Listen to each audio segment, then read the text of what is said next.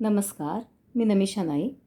अनुराधा राजक्षणच्या मनाचे श्लोक या स्तुत्य उपक्रमात मी ठाण्यावरून सहभागी होत आहे. माझं वय 62 वर्ष आहे. मी निवडलेला श्लोक आहे श्लोक क्रमांक 16. मरे एक त्याचा तुझ्या शोक वाहे, अकस्मात तोही पुढे जात आहे. पुरे ना जनी लोभरे क्षोभ त्याते, म्हणून जनी मागुता जन्म घेते. जय जय रघुवीर समर्थ. रामदास स्वामीच्या रसाळ ओघवत्या शैलीतून ते आपल्याला जन्ममृत्यूच्या वास्तव सत्यांची जाणीव करून देतात. रामदास स्वामींचे सगळे श्लोक हे सहज सगळ्यांना कळतील व समजतील अशा सोप्या भाषेत आहेत आणि आयुष्याच्या सगळ्या गोष्टींवरची त्यांनी केलेले भाष्य हे निव्वळ कालातीत आहे. या श्लोकाचा अर्थ असा आहे की या जगात कोणीतरी कुठेतरी मरत असते व त्याचे आप्तजन त्याचे शोक करत असतात. ते दुःखी तर होतातच, पण ते पूर्णतः विसरून जातात की तेही याच मार्गाने पुढे जात आहेत. म्हणजेच त्यांचाही अंत ठरलेलाच आहे. पण अज्ञानामुळे त्यांना त्याचे भान राहत नाही.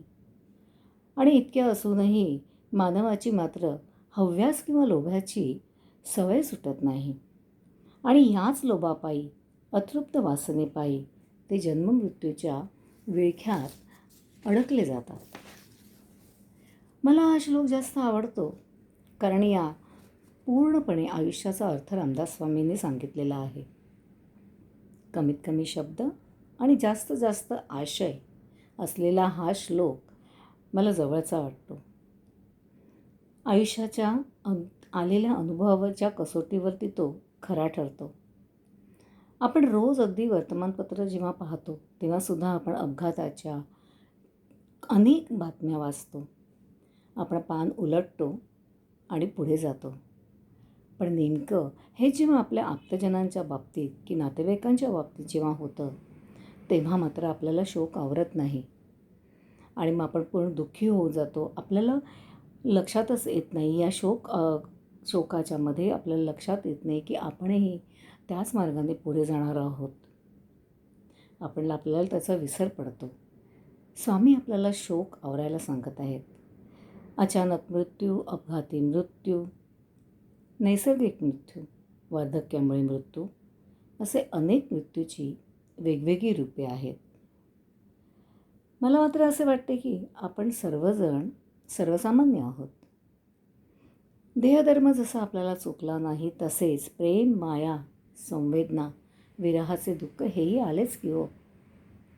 फक्त त्यातून बाहेर पडण्याची, स्वीकार करण्याची एक सामर्थ्य, एक शक्ती आपल्याला मिळवावी लागते. किंबहुना ती आपल्याला प्रयत्नाने आत्मसात करायची असते.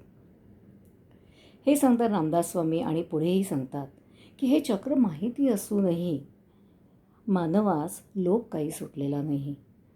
संपत्तीचा लोभ आणि इतर विषयी हे मला हवेच आहे, ते मला मिळालेच नाही, अशा या चच्या चंगळवादात तो चांगलाच फसतो आणि या वासनापूर्तीसाठी त्याला पुन्हा जन्म घ्यावा लागतो. खरे तर सगळे काही इथेच राहून जातो तो फक्त आत्मा. असे असूनही आपला लोभ आयुष्यभर सुटत नाही. गरज, त्यानंतर उपभोग आणि लोभ या त्रिसूत्रीप्रमाणे जर म्हटल्यास तर आपण गरजेकडून लोभाकडे कधी जातो हे आपणासही कळत नाही. शेवटच्या 2 ओळीत रामदास स्वामींनी हेच अधोरेखित करण्याचं केलेले आहे आणि आपल्याला सावध करण्याचा प्रयत्न केलेला आहे.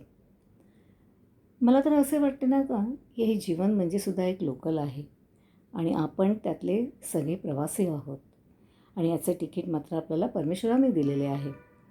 नेमून दिलेल्या स्टेशन आल्यानंतर आपल्याला उतरायचे आहे आणि तोपर्यंतचा प्रवास मात्र सहप्रवासांबरोबर ती आनंद घेत लुटायचा आहे.